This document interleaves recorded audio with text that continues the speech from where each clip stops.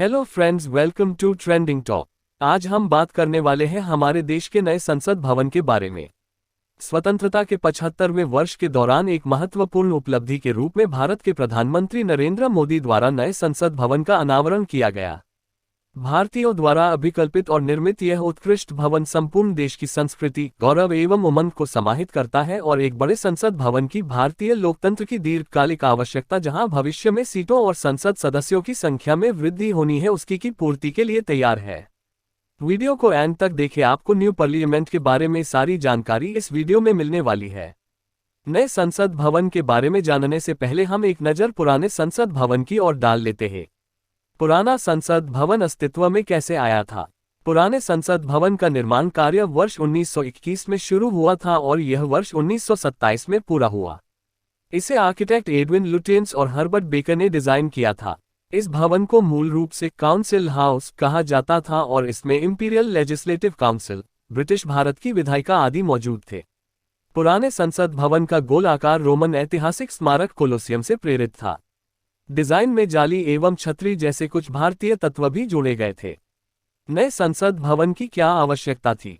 अधिक जगह की आवश्यकता। सरकारी डेटा के अनुसार वर्ष 1927 में निर्मित मौजूदा संसद भवन को एक पूर्ण लोकतंत्र के लिए द्विसदनीय विधायिका को समायोजित करने हेतु डिजाइन नहीं किया गया था।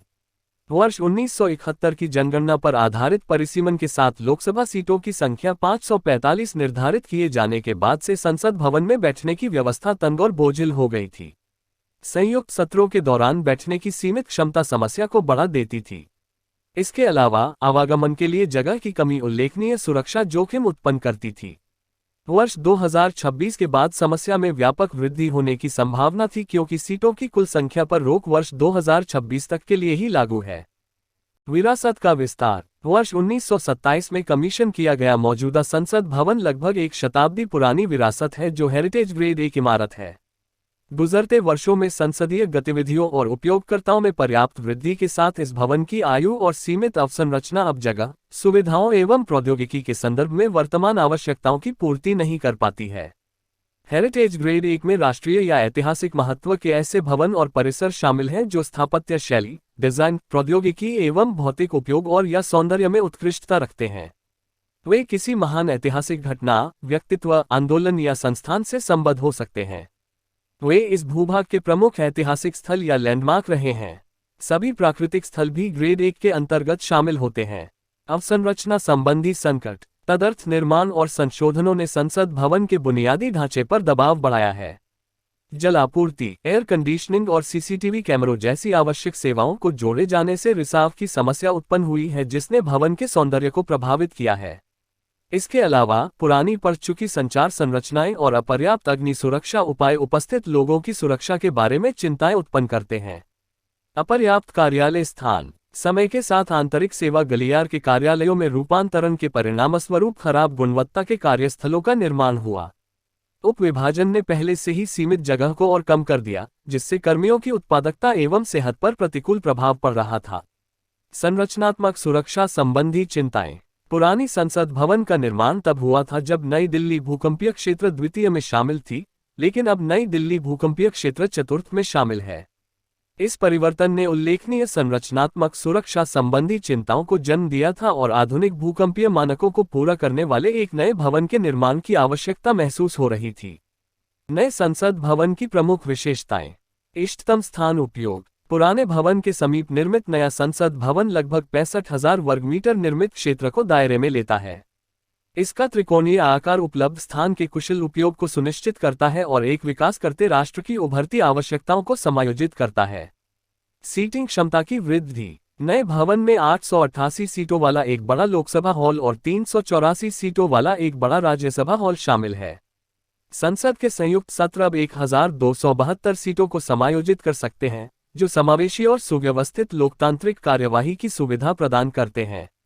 अत्याधुनिक सुविधाएं। अत्याधुनिक संवैधानिक हॉल भारतीय लोकतंत्र के हृदय के रूप में कार्य करेगा, जहां नागरिकों को शासन के केंद्र में रखा गया है। नवनिर्मित भवन अत्याधुनिक संचार प्रौद्योगिकी से सुसज्जित अति आधुनिक कार्यालय स्थान भी प्रदान करता है, जो दक्षता एवं सुरक्षा को बढ़ावा देता है। संवहनीयता के लिए प्रतिबद्धता। नया संसद भवन प्लेटिनम रेटेड ग्रीन बिल्डिंग के रूप में स्थापित है, जो पर्यावरणीय संवहनीयता के प्रति भारत के समर्पण को प्रदर्शित करता है। सांस्कृतिक एकीकरण। नया संसद भवन क्षेत्रीय कलाओं, शिल्पों एवं सांस्कृतिक तत्वों को शामिल करते हुए आधुनिक भारत की जीवंतता और विविधता को निर्बाध रूप से एकीकृत करता है। सभी के लिए समावेशिता अभिगम्यता के महत्व को समझते हुए नए संसद भवन में दिव्यांगजनों को प्राथमिकता दी गई है। समावेशिता और समान भागीदारी को बढ़ावा देते हुए ये सुनिश्चित किया गया है कि दिव्यांगजन परिसर के भीतर स्वतंत्र रूप से आवागमन कर सकें। गैलरी और प्रदर्शनियां। सार्वजनिक प्रवेश द्वार 3 दीर्घाओं की ओर ले जाते हैं। संगीत गैलरी, जो भारत के नृत्य, गीत एवं संगीत परंपराओं को प्रदर्शित करती है। स्थापत्य गैलरी, जो देश की स्थापत्य विरासत को दर्शाती है। और शिल्प गैलरी, जो विभिन्न राज्यों की विशिष्ट हस्तकला परंपराओं को प्रदर्शित करती है। उन्नत सुविधाएं और पहुंच। लोकसभा और राज्यसभा कक्षों में प्रभावी विधायी कार्यवाही सुनिश्चित करने के लिए एक डिजिटल मतदान तंत्र, सुअभियांत्रिक ध्वनिकी और अत्याधुनिक दृश्य श्रव्य तंत्रों की स्थापना की गई है। भवन की त्रिकोणीय सीमा के समानांतर विस्तृत गलियारों के माध्यम से मंत्री कक्षों तक पहुंचा जा सकता है। प्रतीकात्मक डिजाइन। लोकसभा कक्ष की आंतरिक साज सज्जा भारत के राष्ट्रीय पक्षी मोर से प्रेरित है, जबकि राज्यसभा कक्ष को राष्ट्रीय पुष्प कमल की प्रेरणा से सुसज्जित किया गया है। ये राष्ट्र की समृद्ध प्रतीकात्मकता को प्रकट करते हैं। सत्ता हस्तांतरण के प्रतीक सेंगोल की स्थापना के साथ भारत को सत्ता हस्तांतरण के प्रति प्रतीकात्मक श्रद्धांजलि दी गई है।